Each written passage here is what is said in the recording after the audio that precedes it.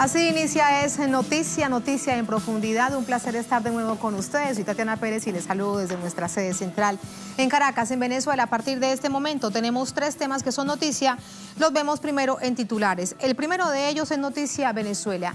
El golpe eléctrico contra el país genera alarma mundial. La potencia detrás del ataque se blinda a través de una orden ejecutiva y organismos internacionales advierten de esa nueva modalidad de guerra híbrida, un tema que analizamos, que profundizamos.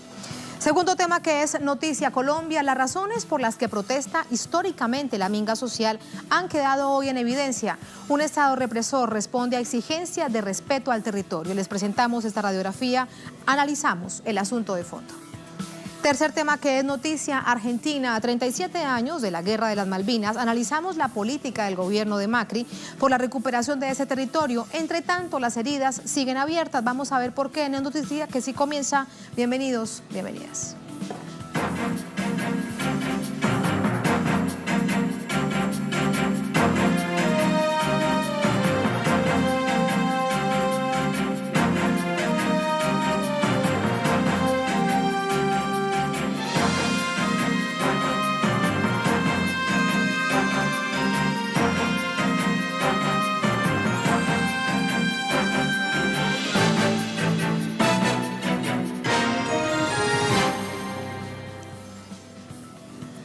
En noticia Venezuela, la Agencia de los Estados Unidos para el Desarrollo Internacional, la USAID, develó con anticipación la ruta estratégica denominada Operación Libertad, encabezada en Venezuela por el opositor Juan Guaidó.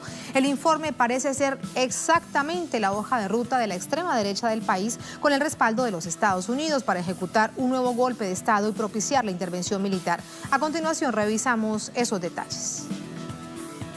Un documento publicado en febrero del 2018 por la Agencia de los Estados Unidos para el Desarrollo Internacional USAID revela los esfuerzos del gobierno estadounidense en la creación de redes de pequeños equipos o células dentro de esta organización con personas reclutadas y entrenadas para supuestamente ayudar y asegurar a comunidades vulnerables de América Latina. Las células funcionarían de una manera muy similar a la que el diputado opositor Juan Guaidó describe en su plan denominado Operación Libertad. Según Guaidó, la operación está en la fase de organización de comités de ayuda y libertad, que a su vez crearán células de libertad en todo el país y se activarán cuando él lo ordene, posiblemente en el simulacro del plan previsto para el próximo 6 de abril. Para la oposición venezolana, la Operación Libertad es la etapa máxima de presión popular para lograr la sublevación de la Fuerza Armada y la determinación necesaria de la comunidad internacional que desencadene la caída del gobierno de Nicolás Maduro. Según el informe de la USAID, entre los planes está la creación de equipos de desarrollo de expedición rápida RED, que se asignarán a socios no tradicionales de la USAID. Esos socios serían las Fuerzas Especiales de Estados Unidos, la CIA y la DEA. En el caso de Venezuela, servirían como factores catalizadores de las manifestaciones contra el gobierno venezolano como consecuencia de la Operación Libertad, una excusa perfecta para la intervención. El documento sugiere a Brasil como una potencial locación para un estudio piloto del equipo RED, uno de los países involucrados en la fallida ayuda humanitaria a Venezuela. Se reunió recientemente con Guaidó y su primera parada en Washington fue en la CIA. El informe del equipo RED fue escrito por miembros del Frontier Design Group, FDG, una contratista de seguridad nacional cuya misión es centrarse en problemas de extremismo violento. FDG, el contenido del informe por la Operación Libertad de Guaidó, que prevé propiciar la rebelión del pueblo y la Fuerza Armada, viene presidida por los ataques al sistema eléctrico nacional para desestabilizar la nación. Un primer ataque cibernético al software de la central hidroeléctrica Simón Bolívar de Guri, perpetrado el pasado 7 de marzo, y otros ataques el pasado 25 de marzo, que calcinaron las máquinas de generación y transmisión de energía. Las denuncias del gobierno venezolano sobre estos atentados, con la participación activa de los Estados Unidos, fueron desestimadas por la mediática internacional, hasta que la revista Forbes afirmara que la idea es bastante realista. Y vamos a presentarles a ustedes más hechos, más visiones de por qué es tan realista esto que ha denunciado de manera permanente el gobierno venezolano. Para ello nos acompaña Gustavo Borges, analista político, director del proyecto Misión Verdad. Gustavo, ¿cómo estás? ¿Cómo estás, Tati? Bienvenida a Noticia de Telesur. Un artículo en el que han investigado ustedes, hay varios hechos que nos dan indicios de esto, en donde lo que se plantea es cómo lo sucedido en Venezuela alerta al mundo, a las potencias y a organismos internacionales. Yo te pregunto, ¿esto es una nueva visión de guerra híbrida, guerra eléctrica, una nueva dimensión de los problemas en el mundo? Sí, efectivamente es así. A ver, el ataque contra nuestra represa central, es decir, digamos el cerebro eléctrico de la nación, tuvo una escala mundial, un alcance tremendo y generó alarmas, no solo en los gobiernos del mundo, sino en instituciones, digamos, que se dedican a monitorear no solo como la estabilidad de los países, sino también la economía. Hay varios hechos que sucedieron simultáneamente, hechos noticiosos, quiero decir, que sucedieron simultáneamente después del ataque al Guri el 7 del mes de marzo de este año 2019.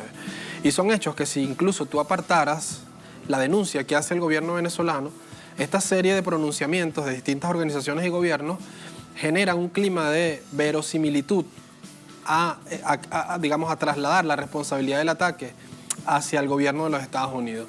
Hay una periodista muy famosa en el mundo árabe musulmán que luego de ver el ataque y la magnitud del ataque a Venezuela, escribió un testimonio que ella tenía guardado desde hace muchos años, del año 2010, en el que un amigo de ella, un técnico iraní estadounidense, había sido de alguna manera chantajeado por funcionarios del Departamento de Estado, en el que le pedían y le ofrecieron una buena paga por esto, intervenir en la central eléctrica iraní y sabotearla para dejar sin electricidad a todo el país. A través de un ciberataque. A través de un ciberataque, dirigiéndose a un punto específico de Teherán, introduciendo una contraseña en un software que ellos previamente le habían instalado en la computadora y de esta manera insertar virus que pudieran atacar al sistema central eléctrico de Irán, que no es nuevo tampoco. O sea, Irán ya ha sido atacado con virus, el más famoso es el Stuxnet, que atacó y digamos, dañó varias turbinas de la central termonuclear de Irán.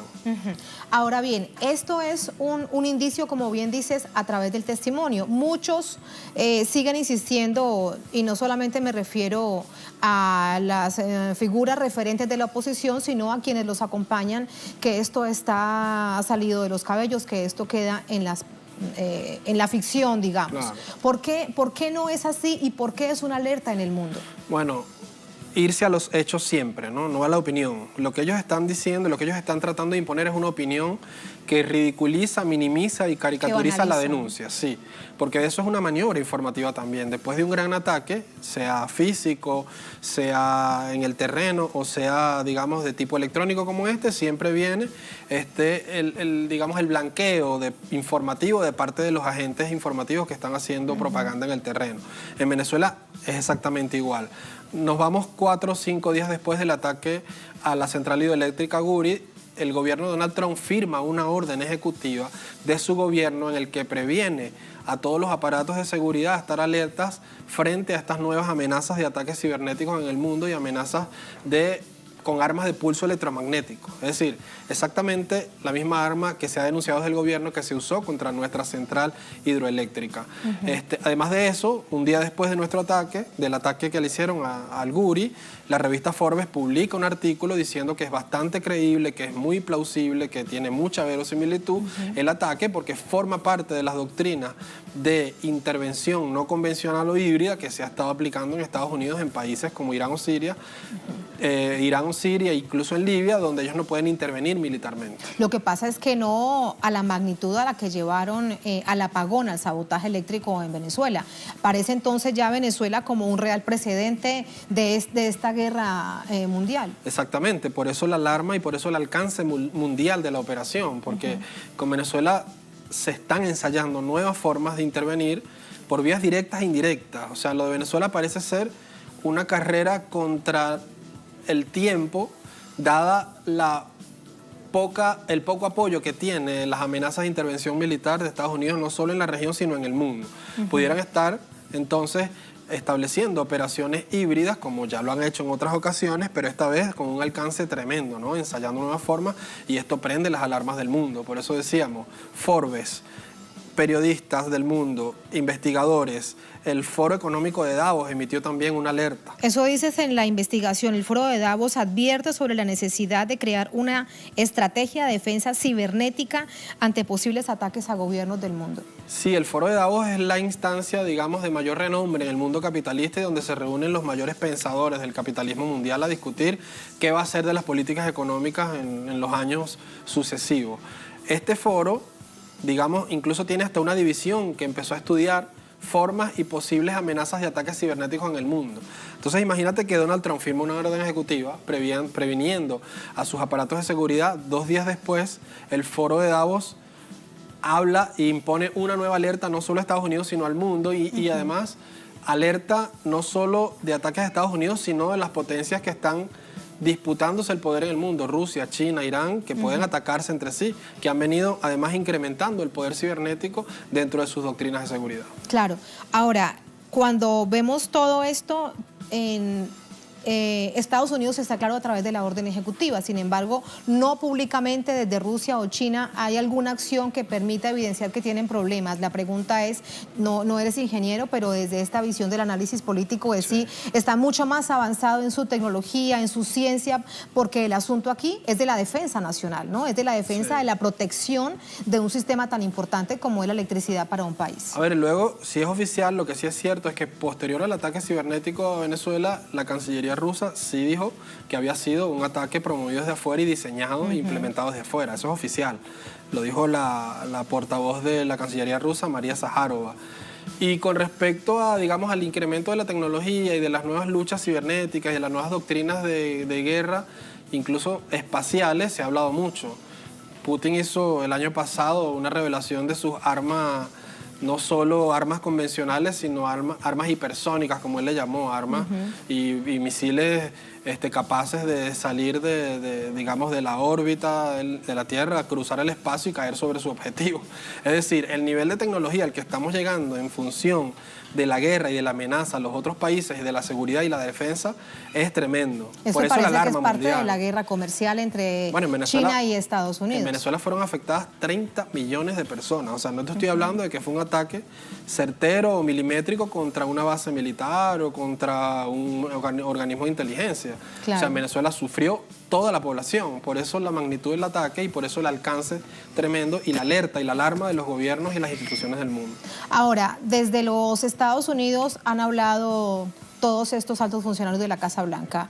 John Bolton, Elliot Abrams, secretario de Estado Pompeo de los Estados Unidos, Pompeo. Pero también en la investigación hay algo que llama mucho la atención, porque pareciese que, aunque no lo dicen de una manera tan directa, pues toda esta si para algunos significa una especulación, digamos que queda clara.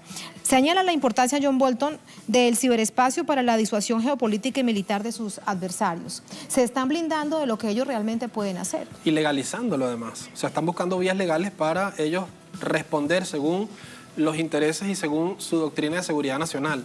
O sea, no solo ellos están tratando de blindarse a sí mismos frente a un ataque de esta magnitud, sino que están legalizando una respuesta a sus intereses nacionales. Estados Unidos, con la excusa de que todo el mundo amenaza sus intereses nacionales, se blinda. La doctrina de R2P es uno de los ejemplos más paradigmáticos de cómo ellos pueden y digamos, se dan el tupé de atacar a cualquier país, previendo ellos que ese país los va a atacar a ellos, aun cuando no exista ningún indicio. Entonces, sobre todo esta administración tiene, digamos, esa intencionalidad bravucona y hiperguerrerista de atacar a los países y dominar por la fuerza y resolver conflictos políticos por la fuerza. Es decir, Elliot Abrams, John Bolton y Mike Pompeo y, bueno, Marco Rubio, el mismo Donald Trump, digamos, hacen una pequeña élite de ultraguerreristas que, al verse imposibilitados de imponer una vía militar, como es el caso de Venezuela, fácilmente pudieran acudir a herramientas de este tipo que existen. Están los manuales, están las doctrinas, están los ejemplos y, digamos, son perfectamente verificables. Bueno, ya Venezuela ha sido todo un laboratorio en 2 momentos en este mes muy complicados, donde no importa si son chavistas, si son opositores, todos quienes hacemos vida en este país nos hemos visto afectados por las dificultades de no tener el servicio eléctrico. Pero todo eso también nos lleva a pensar en la vulnerabilidad, porque esto es un asunto de miles de millones de dólares sobre los que cada nación entonces ahora deberá comenzar a repensarse. Exactamente. Sí, bueno, no solo Venezuela. Por ejemplo, Venezuela surte de electricidad, aparte digamos, del estado de Roraima, que es un estado brasileño, que se quedó sin luz también.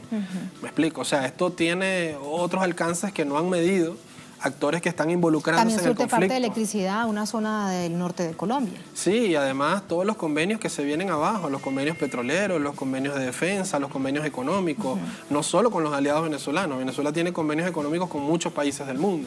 Pero Estados Unidos lo que está tratando de hacer es reducir y humillar no solo al gobierno venezolano, sino a toda la población, para que esta población exija ciegamente, a propósito de su ignorancia, la intervención militar de un país que supuestamente viene a salvarte. Es decir, es humillarte, reducirte al máximo, vulnerar tu dignidad, incluso humana, para que tú creas que estás en desventaja y creas que necesitas un ejército para que te rescate.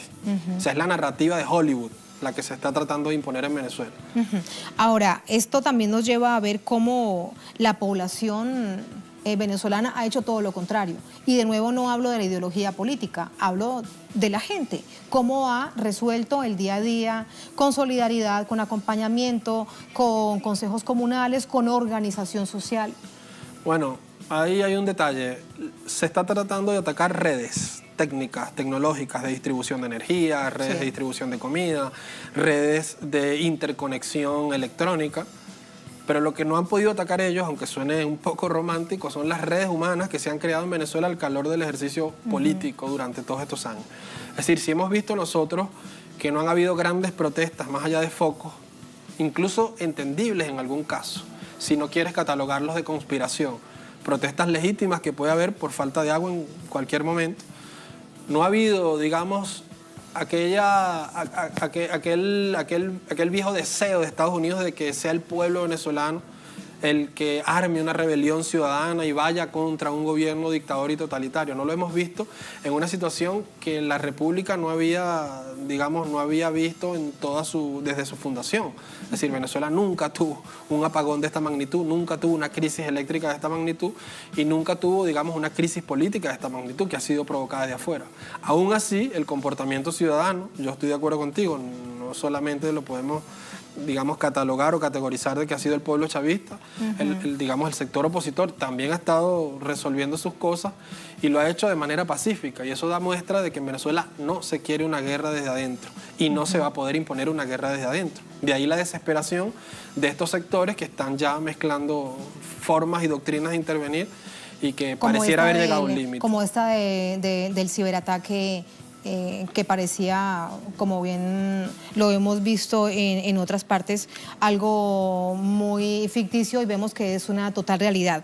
¿Por qué todo esto es inédito y qué les falta entonces? Aparte, si pensamos de una intervención militar, de buscar fórmulas para intervenir en Venezuela y para que caiga el gobierno del presidente Maduro. Porque si nosotros vemos la escala... Porque parece que han hecho todo. Sí, por eso. De hecho, todos los manuales, si los revisamos y vamos chuleando, todo se ha hecho en Venezuela y vemos a un pueblo, el chavista que se moviliza, el opositor cada vez más desmovilizado. Eso también quiero preguntarte tu visión, pero que también está allí, que también se expresa de alguna manera, y la gente haciendo la vida. Sí, si tú ves la cadena de acontecimientos e intervenciones, no desde el periodo de Maduro, sino desde el 2002 incluso, ves que se han ensayado en Venezuela todas y absolutamente todas las modalidades de intervención, salvo la militar directa. No porque no lo hayan planteado, no porque no lo tengan sobre la mesa, como les encanta repetir esto, sino porque no pueden, no han podido. Venezuela, por sus características, no es cualquier país, no es un país dócil, no es un país fácil de intervenir ni fácil de doblegar. No solo por su proceso político, sino por sus características geográficas, sus características económicas, el sistema de defensa que tiene, militar y técnico. Y pues... Que muy bien lo debe saber Estados Unidos. Muy bien lo debe saber, su inteligencia. De hecho, digamos, la estridencia de las denuncias de la supuesta intervención rusa en Venezuela viene por ahí. Porque, digamos, la lucha tecnológica de Estados Unidos evidentemente la está perdiendo. Tanto la tecnológica militar como la política económica, con Rusia y con China correspondientemente. Entonces, ya que se han ensayado tantas veces y tantas formas de intervenir y no lo han logrado, pues lo único que les falta son estas acciones leoninas, tremendistas, como dejar a un país entero sin electricidad para hacerlo sufrir al máximo. Cosa que lo han dicho ellos. O sea, si tú ves unas declaraciones del ex embajador de Estados Unidos en Venezuela, William Brownfield, de hace 6 meses, dijo que lo más conveniente era provocar el colapso absoluto, aun cuando la población fuera a ser la víctima, porque para ellos, en las cuentas de ellos, es mejor un sufrimiento a corto plazo, profundo, y liberar a Venezuela en el largo plazo de la dictadura. Los llamados daños colaterales. Exactamente. El sufrimiento a corto plazo, pues está planificado. Te lo está diciendo un embajador de Estados Unidos. Por lo tanto, aquí no hay más nada que investigar ni que decir, salvo poner sobre la mesa todos los elementos, unirlos y armar una historia que está en desarrollo. Claro, y en esa historia en desarrollo vemos también cómo Rusia envía una carta. Esto es una situación de la jornada porque entra precisamente dentro de ese análisis político en el que hemos derivado nuestra conversación. Se conoce de una carta de un grupo de parlamentarios del Congreso del Parlamento de la Duma rusa que se le envía al Parlamento de Colombia hablando específicamente sobre el intento del ingreso de la supuesta ayuda humanitaria a Venezuela, donde dice que eso representa una amenaza a la seguridad internacional. Inmediatamente Colombia responde de una manera muy agresiva. Venezuela dice es que esa es la realidad, eso fue lo que se intentó hacer. Esto quiere decir entonces que toda esa política se sigue moviendo en ese intento, no sé si de nuevo implementar el tema de la ayuda humanitaria en el país. No lo sé, o sea, aquí hay una discusión existencial incluso para la gobernanza mundial. O sea, aquí no se trata de si es Venezuela o Colombia o Brasil, o si es el chavismo el que se va del poder y llega a otro partido político. Eso es absolutamente errado ese análisis. Aquí se está definiendo básicamente si va a existir el derecho internacional o no. O sea, si las reglas que regularon durante tantos años, incluso... Después de la Segunda Guerra Mundial. Después de la Segunda Guerra Mundial, si esas reglas van a seguir respetándose por superpotencias mundiales, nucleares, económicas o no. Si existe el derecho, digamos, de autodefensa o no. Es decir, hay una gran cantidad de elementos jurídicos, técnico-políticos que se están dirimiendo en Venezuela que escapan de la vista del político común. Y la sensación que yo tengo en el caso colombiano es que no tienen noción de la situación. Es decir, esto es una élite que ha vivido siempre no solo de la rapiña, la economía venezolana, sino del narcotráfico y del financiamiento de Estados Unidos. Por lo tanto, no puede tener noción de lo que está frente a sus narices. La intención de esa carta rusa, creo yo, es alertar un poquito a una élite totalmente ignorante de la política mundial y decirles, mire, lo que ustedes están haciendo viola flagrantemente el derecho internacional y nosotros, como tenemos intereses en Venezuela, amistosos, políticos, económicos y militares, no lo vamos a permitir. Esta carta, el detalle, lo hablamos hace rato, el detalle es que fue dirigida directamente al jefe del Congreso de Colombia y no fue una carta dirigida a la Cancillería o a los responsables de la política internacional, sino al Congreso. ¿Por qué el Congreso? Porque es el Congreso el que decide si se aprueba una intervención armada a otro país o no. Por lo tanto, Rusia está yendo directamente a los que pueden aprobar una intervención a Venezuela, que sería a todas luces ilegal, pero Rusia está advirtiendo que no va a permitir y lo ha dicho públicamente. No es una carta subida de tono tampoco, llama al respeto del derecho internacional y nada más. Yo ponía en Twitter hoy que es paradigmático que la élite colombiana se alarme tanto por una carta respetuosa de un país. Imagínate si hubieran recibido todas las amenazas que ha recibido Venezuela de intervención militar, de invasión. Imagínate cómo estuviera la política colombiana hasta ahora. Y sobre todo cuando bien conocemos de la muy fuerte presencia de los militares norteamericanos en suelo colombiano. Allí también lo interesante de analizar es que quien responde es Cancillería de Colombia. Sí, y responde destempladamente, además, responde diciendo que ellos no están, digamos, azuzando ninguna invasión a Venezuela, que ellos se están portando bien, es decir, están negando lo que a todas luces y lo que públicamente han dicho, que bueno, que sí, que están dispuestos a avalar una intervención de Estados Unidos en Pero Venezuela. con eso te quiero despedir, pero pregunto si también resulta de alguna manera bueno que Colombia es parte del Grupo de Lima y poco a poco se ha ido desdibujando específicamente por la intervención militar en Venezuela, porque también entienden que se quedaría una guerra dentro del continente teniendo en cuenta que hay una guerra en Colombia de la que no se logra salir. Bueno, ellos están viendo desde hace tiempo, yo creo que con el tema del megapagón en Venezuela provocado por los ataques de Estados Unidos, ellos están viendo que digamos que están dispuestos a acabar con un estado entero, con un país y hacer sufrir a la población. En dado caso de que el Grupo de Lima siguiera insistiendo en su postura contra Venezuela, yo creo que ellos serían afectados directamente por la situación. No solo por el flujo migratorio, sino por la destrucción de una economía. De hecho, el embajador de Rusia en la ONU, Nevencia, se los dijo: ustedes no están midiendo el futuro que les viene a ustedes porque ustedes podrían ser los próximos. Porque Estados Unidos no tiene ningún problema en desechar herramientas después que las usa. O sea, ahí está el caso de Michel Temer en Brasil, por ejemplo, cómo fue procesado fácilmente por corrupción después que cumplió su papel. Está el caso de Lenín Moreno en Ecuador, que ahora la Fiscalía admitió un recurso porque le consiguieron unas cuentas... Por el llamado de los INA Papers. Los INA Papers, una cuenta offshore de su hermano en Panamá. Es decir, aquí nadie está a salvo. Estados Unidos está tratando de reordenar la región, está usando todas las herramientas posibles, como las intentó usar en Medio Oriente, con armas ultramodernas, con tecnología de última generación. No pudo allá. Ha venido acá a hacerlo y estamos nosotros siendo víctimas de esta situación ahora, lamentablemente. ¿Y el pueblo? El papel del pueblo en este momento, cuando nos dices todo esto, es un momento histórico, sin duda, para América Latina. Bueno, ahí está, ¿no? O sea, está a la vista. El que no lo quiera ver es porque se está tapando los ojos. Nosotros llevamos todo el mes de marzo en una situación crítica, compleja, donde se ha paralizado gran parte del país y donde la gente sigue manteniendo una calma tremenda, inusitada e indescifrable, quiero decir, porque, digamos, los que estudian la historia entienden que es un proceso que se viene conformando y se viene gestando, es decir, es una conducta nueva que se viene construyendo con el paso de la resistencia del tiempo. Es decir, la resistencia del 2002, del 2004, del 2006, del 2007, del 2009, de todos los años en que Venezuela fue intervenida de una u otra manera, van creando un nuevo, digamos, un nuevo ser político, van fundando una nueva actitud frente a la realidad y frente a la guerra.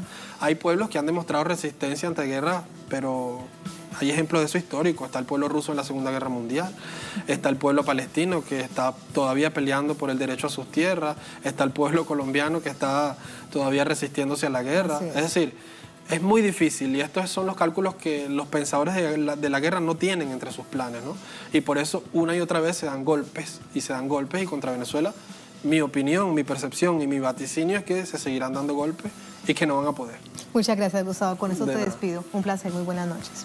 Así nos vamos a la primera pausa en esta emisión de Noticia. A propósito de Colombia, de Noticia Colombia. Las razones por las que protesta históricamente la minga social quedaron en evidencia hoy. Un Estado represor responde a exigencias de respeto al territorio. Les presentamos esta radiografía dolorosa, muy dolorosa. Analizamos el asunto de fondo al volver aquí en Noticia.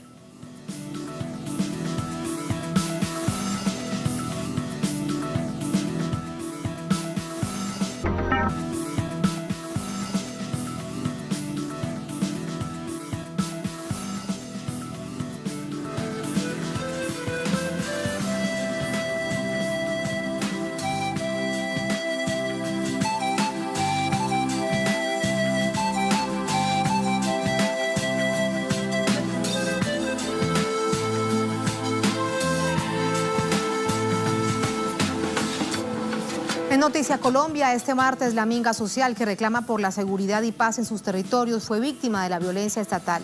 Nuevas agresiones por parte de la fuerza pública dejaron varios heridos, un minguero asesinado. ¿Cuáles fueron los hechos?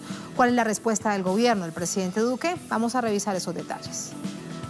Tras 22 días de minga social, campesinos e indígenas denunciaron los ataques perpetrados por la fuerza pública desde horas de la madrugada. Miembros del Escuadrón Móvil Antidisturbios, Carabineros y del Ejército iniciaron un operativo que intentaba dispersar la vía de la manifestación. Para ello dispararon armas de fuego contra la población que integra la minga en las inmediaciones de la vía panamericana. De la violenta arremetida, un joven de 20 años perdió la vida. Se trata de Deiner Seferino Yunda Camayo, del resguardo indígena de Jebala Totoró, quien se encontraba en El Cairo, departamento del Cauca. Testigos declararon que el joven falleció al instante de recibir el impacto de bala. En medio de las agresiones desatadas, también resultaron heridas 8 personas, 2 de ellas heridas de bala y otras 6 con armas no convencionales. Entre denuncias y comunicados, organizaciones indígenas y de defensa por los derechos humanos exigieron garantías al gobierno nacional. Además de condenar el asesinato contra el joven minguero, piden el retiro inmediato de la fuerza pública de la minga social.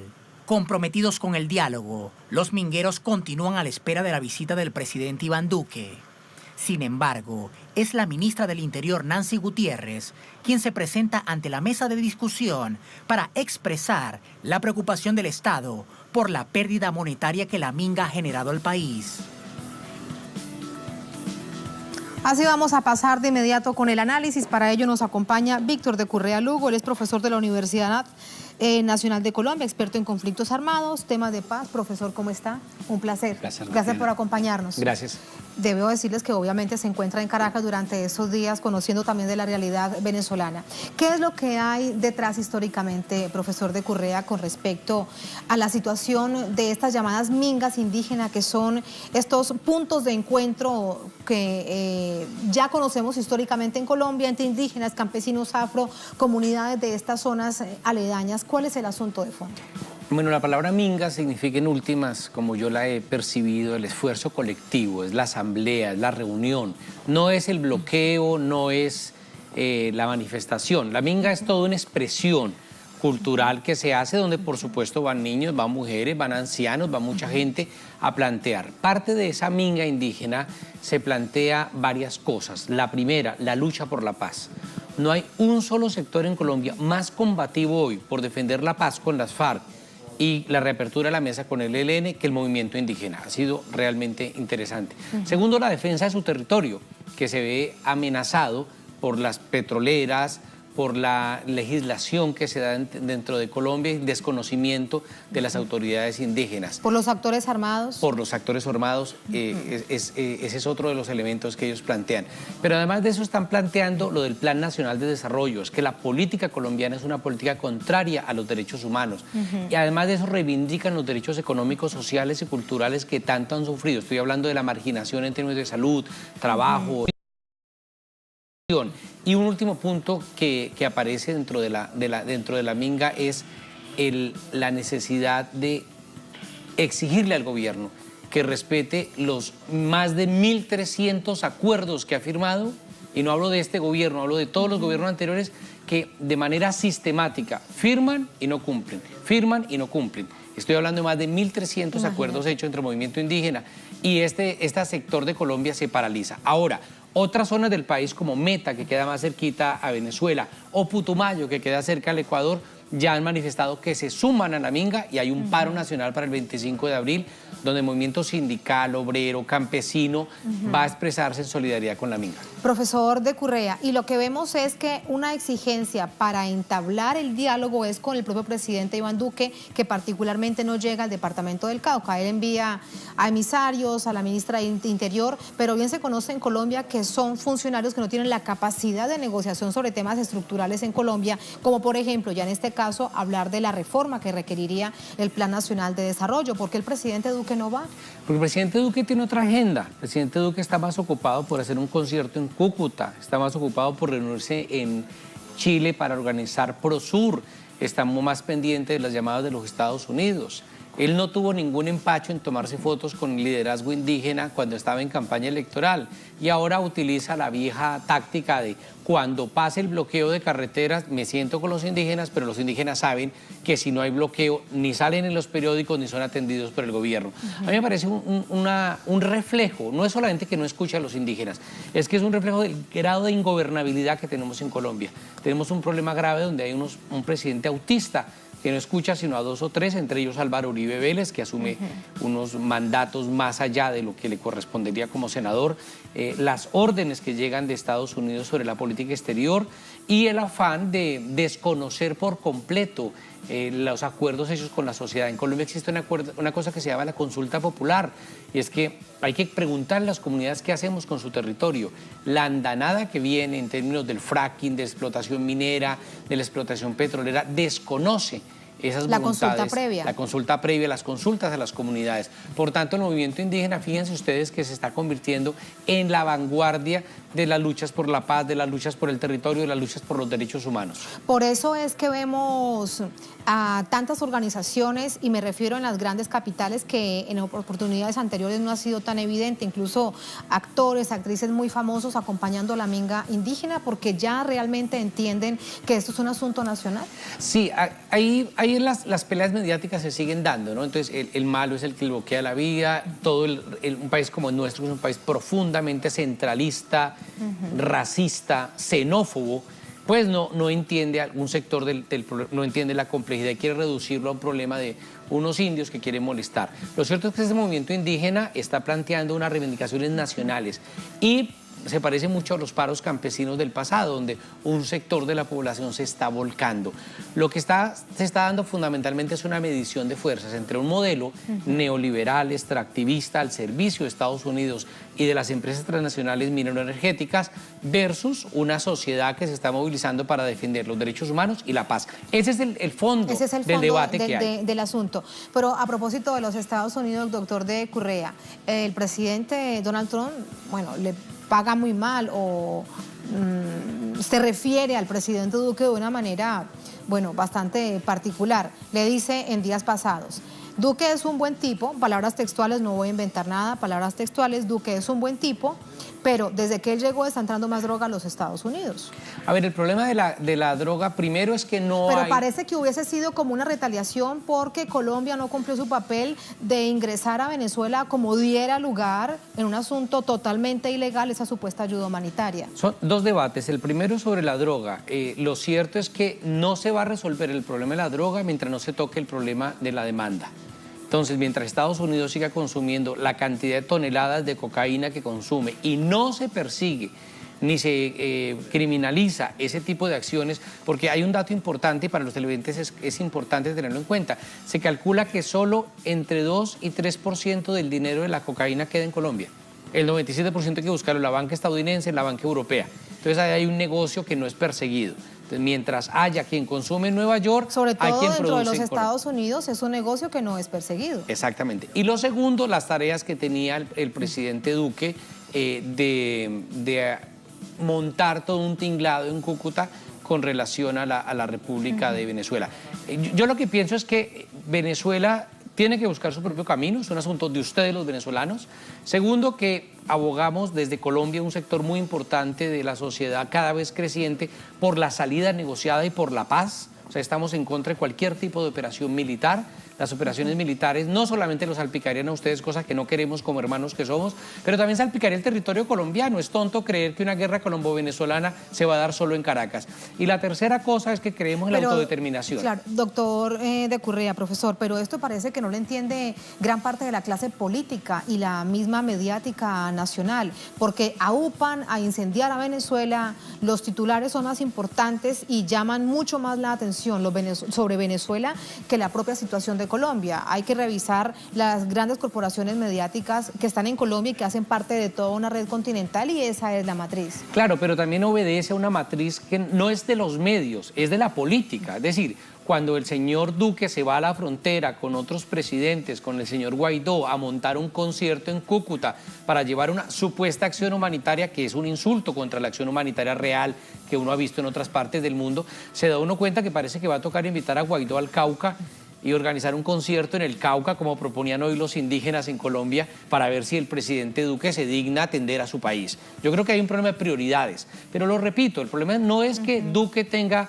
unas prioridades, es que le establecieron unas prioridades. Tanto el expresidente Uribe como el presidente Donald Trump le han dicho lo que tiene que hacer, y eso lo lleva a focalizar la atención sobre el caso colombiano. En Colombia, incluso sectores de derecha se han manifestado en contra de la guerra, Creo que la autodeterminación de los venezolanos, la soberanía de los venezolanos no tiene que ser un motivo de discusión. Creo que debemos respetar que Venezuela encuentre su propio camino, encuentre sus propios mecanismos institucionales que tiene, pero que a partir de ahí los colombianos apoyemos solidariamente el no a la guerra.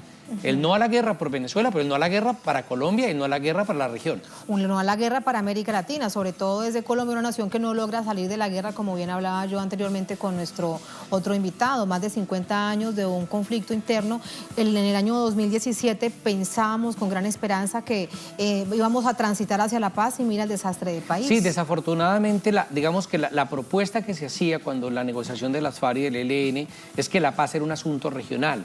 Pero algunas élites no han entendido eso y ahora quieren plantear como alternativa de guerra la relación con Venezuela. Yo creo que también la industria militarista está muy interesada en eso y, repito, no se ha querido entender que la guerra no se va a dar solo en Caracas o en la frontera colombo-venezolana.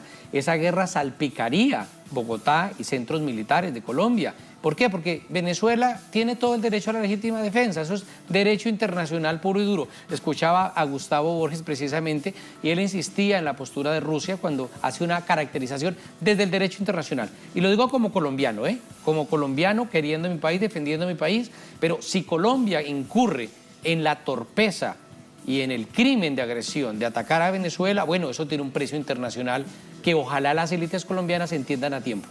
Lo despido con esta última reflexión. Lleva algunos días en Caracas, la ha recorrido, usted escribe con respecto a ello para alimentar su blog, para alimentar medios de comunicación alternativos que quieren realmente ver la situación del venezolano. ¿Cuál es su visión de un momento complejo producto del sabotaje eléctrico? A ver, me decía alguien en estos días que en los años 90 por menos ya se hubiera incendiado Caracas. A mí me ha llamado la atención una cosa y es, yo he estado visitando Venezuela 7 veces los últimos 12 meses y es la cantidad de pequeños proyectos que hay. El domingo estuve visitando a alguien que está cultivando cabras, el que tiene conejos, el que organizó la huerta casera. O sea, hay un afán de producir.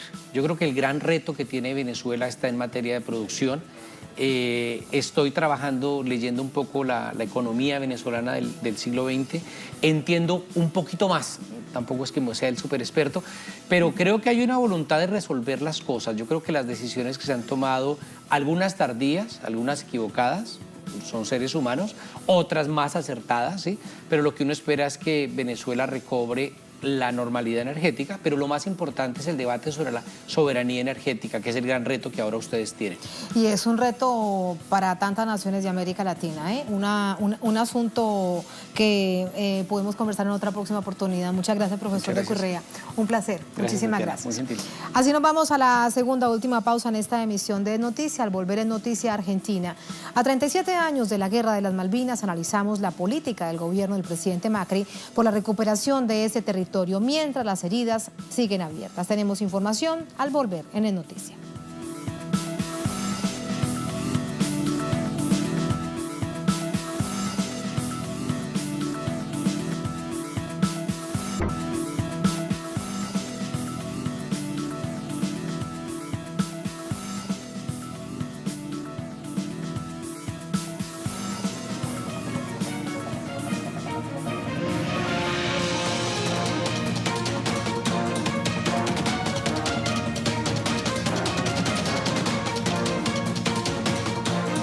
Noticia Argentina. En esta nación se conmemora el Día del Veterano y de los Caídos en la Guerra de Malvinas. Al cumplirse 37 años del inicio del conflicto bélico entre Argentina y Reino Unido, en el Atlántico Sur, excombatientes, referentes políticos cuestionan los acuerdos que adelantan los actuales gobiernos. Detalles a continuación. La decisión de dejar de lado el reclamo histórico por la soberanía de las Islas Malvinas y firmar acuerdos que benefician al Reino Unido en el mar austral argentino genera repudio por parte de los excombatientes. Desde el primer momento en el proceso de identidad de los compañeros enterrados en Malvinas, trabajó con nosotros. Creo que él fue un gran pensador donde nos planteó un dilema que era central, era si realmente la sociedad argentina y obviamente nosotros los excombatientes queríamos la identidad de los compañeros, que él sentía la obligación como ciudadano saber qué había pasado con eso y que daba todo su esfuerzo intelectual, obviamente profesional, para poder buscar la identidad de los compañeros.